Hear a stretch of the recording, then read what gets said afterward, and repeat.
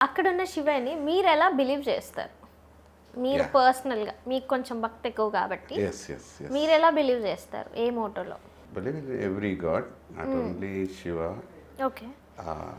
దేవుడి యొక్క అన్ని అవతారాలు ఆయనవే. Irrespective of the religion I believe that. So ఒక కాళహస్తిలో పుట్టడం ఒక అదృష్టంగా భావిస్తాను నేను. ఆ లింగంలో కూడా ఆ లింగం ఉంటుంది కదా పెద్దగా, ఆ నవగ్రహాల కవచం ఉంటుంది. ఆ! ఆ నవగ్రహాల కవచం స్టెప్స్ ఒక్కొక్క స్ట్రిప్ ఒక్కొక్క గ్రహం మీద ఆయనకి అలంకరణగా వేస్తారు. అది అలంకరణ ఆయనకి. ఏంటంటే నవగ్రహ కవచమే అలంకరణ. ఆ లింగం కింద సాలెపురుగు డిజైన్ ఉంటుంది. హ్మ్. పానవట్టం ఉంటుంది కదా, ఆ పానవట్టం లింగం కలిసే చోట సాలెపురుగు డిజైన్ ఉంటుంది. ఓకే. మళ్ళీ ఏనుగు దంతాలు ఉంటాయి. హ్మ్. మళ్ళీ సర్పం ఉంటుంది, కేతు 5 పడగల సర్పం ఆ షేప్లో ఉంటుంది. మనం మన భక్తగా కన్నప్ప సినిమాలో కూడా చూడొచ్చు. ఆ! హ్మ్. వాళ్ళు ఆ లింగాన్ని పెట్టారు కదా ఆ షేప్ని. నవగ్రహ కవచాన్ని ఆని దాన్ని లింగానికి పెడతారు. తాకకూడదు అంటారు. హ్మ్. తాకితే పాషాణం అయిపోతారు అని, అంటే రాయి అయిపోతారు అనేసి. సో పూజారులు కూడా వాళ్ళు జస్ట్ బిల్వపత్రం అలా పెడతారే కానీ ఓన్లీ లింగం పైన ఆ లింగం వరకు పంచామృత అభిషేకం అని అట్లా చేయరు. అంటే ఓన్లీ పచ్చకర్పూరం నీళ్లు మాత్రమే పోస్తారు. తాకుంటే ఒక బెల్లం ఆకులు పెడతారు. ఈ పాలు అవన్నీ పానవట్టం మీద మాత్రమే పోస్తారు. వాటిని వరకు తీసి ప్రసాదంగా ఇస్తారు. బెల్లం మాత్రం పెడతారు. తాకరు, లింగాన్ని తాకరు. మనం అభిషేకం చేసేటప్పుడు లింగాన్ని మీద కూడా వేసి పూజారులు కానీ మనం అట్లా టచ్ చేస్తాం కదా, అట్లా టచ్ చేయరు. పానవట్టం వరకే టచ్ చేస్తారు. నాకున్న నాలెడ్జ్ ఓకే. It's vast. అంటే దేవుడి గురించి అంటే చాలా ఇది నాకు తెలిసిన ఇంతలో మీకు చెప్తున్నాను కాళహస్తీశ్వరుడు గురించి. మళ్ళీ ఒక జ్యోతి వెలుగుతుంటుంది. మనం ఇలా స్వామిని చూసినప్పుడు మనకి లెఫ్ట్ హ్యాండ్ సైడ్, స్వామివారికి రైట్ హ్యాండ్ సైడ్. ఓకే. మనకు లెఫ్ట్ హ్యాండ్, ఆయనకు రైట్ హ్యాండ్. రైట్ సైడ్ ఆ వాల్కి పెద్ద దీపం ఉంటుంది, పెద్ద జ్యోతి. అది అలా అలా ఆడుతూనే ఉంటుంది. పాములాగా. అంటారు శ్వాస ఇన్హేలింగ్ అండ్ ఎక్స్హేలింగ్. అక్కడున్న దైవశక్తి దాని ద్వారా ఊపిరి పీల్చుకున్నట్టు, అందువల్ల వాయులింగం అనే పేరు వచ్చింది. ఓకే. మిగతా దేవుడి వెనకాల కూడా దీపాలు ఉంటాయి, అవి స్టేబుల్గా ఉంటాయి ఆల్మోస్ట్. ఓకే. ఇది మాత్రం అటు ఇటు ఎప్పుడు షేక్ ఆడుతుంటుంది, అవుతుంది. అది నిరంతరం వెలుగుతుంటుంది. ఓకే. అంటే దాన్ని ఎవరైనా ఏమంటారు? వెలిగిస్తారా లేదంటే ఆటోమేటిక్గా అదే వెలుగుతుంటుందా? అది కొన్ని సంవత్సరాలుగా వెలుగుతానే ఉందన్నమాట. ఓకే. నైట్ డే అని ఏం లేదు. అది అఖండ ద్వీపం అంటారు. అఖండ జ్యోతి. ఇట్లా దానికి పేరుంది. అందువల్ల ఆయనకి వాయులింగేశ్వరుడు అని పేరు వచ్చింది, శ్రీకాళహస్తీశ్వరుడికి. అమ్మవారు జ్ఞానప్రసూనాంబికాదేవి, ఆయన కాళహస్తీశ్వరుడు అంటారు, వాయులింగేశ్వరుడు అంటారు. పంచభూత లింగాల్లో మాది వాయులింగం. రెస్ట్ ఆఫ్ భూలింగం వచ్చి కంచి పృథ్వీలింగేశ్వరుడు. జంబుకేశ్వరం జలలింగేశ్వరుడు, వాటర్ ఉంటుంది లింగం కాడ. దాన్ని ఓన్ స్టోరీ, అక్కడ ఒక చరిత్ర ఉంది విశేషం. ఆకాశలింగం చిదంబరం, అగ్నిలింగం తిరువన్నామలై. అంటే మనం అరుణాచలం అంటాం, తమిళియన్స్ తిరువన్నామలై అంటారు, అరుణాచలేశ్వరుడు అంటారు. సో పంచభూత లింగాల్లో కాళహస్తి ఒకటి వాయులింగం అవడం, ఇట్లా నేను ఆడ పుట్టి పెరగడం నా అదృష్టంగా భావిస్తున్నాను. Yeah. ఇంకా చాలా ఉంది కథ, నాకు తెలిసింది ఇంతే మా ఈశ్వరుడు గురించి. ఫ్యూచర్ మీకేమైనా అనుకున్నప్పుడు కోరిన కోరికలు తీర్చారా? Yeah definite. అందులో మనకి మన చాగంటి గారు కూడా చెప్తూ ఉంటారు ప్రవచనాల్లో, అమ్మవారి నడుముకి వడ్డాను నాగ వడ్డాను ఉంటుంది అనమాట. ఓకే. నా రాహు గ్రహ దోషాలు కానీ ఏమున్నా మనం అమ్మవారిని దర్శించుకున్నప్పుడు ఆ నాగ వడ్డానం అమ్మవారిని దర్శించుకున్నా చాలు, ఆ వడ్డానం వైపు ఒక నమస్కారం చేసుకున్నా చాలా దోషాలు తీరుతాయి అనేసి. సో రాహుకేతు పూజలు ఫేమస్ కదా అక్కడ. రాహుకేతు గ్రహ శాంతి చేస్తారు. మార్నింగ్ 6 to ఈవినింగ్ 6 జరుగుతుంది. డిఫరెంట్ టైప్స్ ఆఫ్ ప్రైసెస్ ఉంటాయి, డిఫరెంట్ ప్లేసెస్లో చేస్తారు. ఆ శాంతి అని పెళ్లి కాని వాళ్ళు పెళ్ళి ఇప్పుడు చాలామంది బిజినెస్ లేదన్నా ఇబ్బందులు ఉన్నా ప్రతి ఒక్కరు వెళ్ళి చేసుకుంటున్నారు.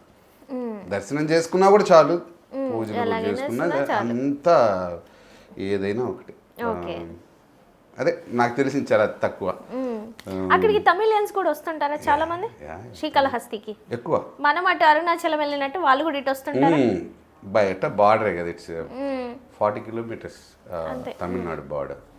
Chennai is 100 kilometers from Srikalahasti. Okay, చాలా దగ్గర అయితే. చాలా దగ్గర. ఆల్మోస్ట్ చిత్తూరు డిస్టిక్ ఇప్పుడు 2 డిస్టిక్లు అయితే, తిరుపతి డిస్టిక్ అండ్ చిత్తూరు అని. చిత్తూరు డిస్టిక్లో ఆల్మోస్ట్ తమిళ్ స్పీకింగ్ పీపుల్ చాలా మంది ఉంటారు. అందువల్ల నాకు కూడా కొంచెం బాగా తమిళ్ వస్తుంది. అవును, ఇందాక నుంచి అడుగుదాం అనుకుంటాను, తమిళ్ ఏదైనా ఒక డైలాగ్ చెప్తారా మాకు? డైలాగ్ என்ன சீரியல் நிறைய டைலாக்ஸ் சொல்லியிருக்கேன் தமிழில். ஆனால் பை ஹார்ட் பண்ணல, என்னென்ன சீரியலில் அப்படியே ப்ராம்ப்டிங் போகும். అలా అక్కడ నేను చెన్నై నుంచి వచ్చిన కొత్తల్లో ఇక్కడ ఆడిషన్స్కి వెళ్ళినప్పుడు ఒక మధురై సీరియల్లో ఒక డైలాగ్ నాకు నచ్చేది, అది చెప్పేవాడిని. వాళ్ళు ఇలా చూసేవాళ్ళు, ఏడీస్ కానీ డైరెక్టర్స్ కొంతమంది చూసేవాళ్ళు. ఒక డైలాగ్ ఉండేది, అత్తరింజ అప్పం వర ఇంత మన్నులో ఉరుండు అని ఏదో. అంటే మా నాన్నగారు డిసప్పాయింట్ అయ్యి ఊరేది వెళ్ళారు, మళ్ళీ భూమిలో ఉద్భవిస్తాను అని ఏదో మళ్ళీ పుడతాను అన్నట్టు. డైరెక్ట్ ట్రాన్స్లేట్ చేస్తే అది కరెక్ట్గా ఉండదు, మన అది తమిళ్లో వింటేనే అది మధురై స్లాంగ్ దీంట్లో బాగుంటుంది. ఆ డైలాగ్ చెప్పేవాడు అనమాట. అంత ఐడియా లేదు. 2009లో నాకు ఆడిషన్స్ అంటేనే భయం వేసేది అనమాట. సో లొకేషన్ అంటే ఓకే, ఒక మూడ్ ఆఫ్ ద సీన్ ఉంటుంది, ఒక డైలాగ్ ఉంటుంది, అట్మాస్ఫియర్ ఉంటుంది, ఒక దాన్ని ఏమంటారు. సో నాకు easy before in the location. Acting is very easy. Audition నేను బిస్కెట్ అయిపోతుంది. నేను చాలా పైగా అక్కడ ఆడిషన్ తీసుకునే వాళ్ళు కూడా ఏదో పెద్ద జడ్జి లాగా బిహేవ్ చేస్తుంటారు, వాళ్ళ వల్లే సగం దొబ్బిద్ది. కాన్సెప్ట్ ఇచ్చారంటే వెల్ అండ్ గుడ్. నా వరకు ఒక కాన్సెప్ట్ ఇచ్చేసి చెప్పండి డైలాగ్ అంటే గుడ్. మనం ఒక చూస్తాం డైలాగు, లుక్ చూసుకుంటాం, ఎక్కడ షిఫ్ట్ అవ్వాలి ఏంది అది చెప్పేయగలుగుతా, కొంచెం నాకు సాటిస్ఫాక్షన్ ఉంటుంది. ఈ ఓన్ డైలాగ్ చెప్పమంటారు, అప్పుడు ఇబ్బంది పడిపోతాను. ఎందుకంటే మనం ఏదో వెళ్తాం ఇక్కడ నుంచి ఒక 5 kilometers 10 kilometers ఉంటుంది ఆడిషన్ ప్లేసు. ఆడ వెళ్తాం, వెయిట్ చేస్తాం, కొంచెం టైర్డ్నెస్ ఉంటుంది. షూటింగ్ అలా కాదు కదా, we go early to the location, we SIT, ఒక మేకప్, ఒక మనకున్న కాస్ట్. చిన్నప్పటి నుంచి డిసిప్లిన్ గానే ఉండేవారా, లేదంటే ఇక్కడికి వచ్చాక డిసిప్లిన్ అయిపోయారా? మీద ఎలాగ రాజుల ఫ్యామిలీ కాబట్టి చిన్నప్పటి నుంచి కొంచెం డిసిప్లిన్, కొంచెం ఓకే.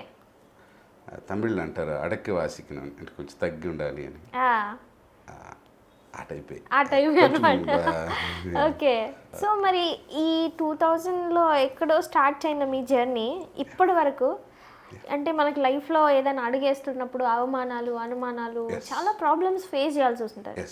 సో మీరు అలాంటివి ఏమైనా ఫేస్ చేశారా? ఇబ్బందికరంగా అనిపించినాయి ఒక 2-3 ఏమైనా మా కోసం ఉంటాయి. ఇప్పుడు మీ కెరియర్లో కూడా ఉంటాయి. అవును, ఉంటాయి. ఎవ్రీబడీస్ లైఫ్, అది కెరియరే కాదు, not only this movie field or media field. ప్రతి ఒక్కరికి ఉంటుంది. ఒక ఎంప్లాయీకి ఉంటుంది, ఒక బిజినెస్ మ్యాన్కి ఉంటుంది, ఒక పొలిటీషియన్గా పేరు వచ్చిన ఉంటుంది, పొలిటీషియన్గా అప్కమింగ్ పొలిటీషియన్కి ఉంటుంది. నా ఉద్దేశం ఏంటంటే ప్రతి ఒక్కరి లైఫ్లో ఆ అవమానాలు కానీ ఇంకోటి ఏదో చెప్పారు, ఇవన్నీ ఫేస్ చేసి ఉంటారు. డెఫినెట్గా ఉంటుంది.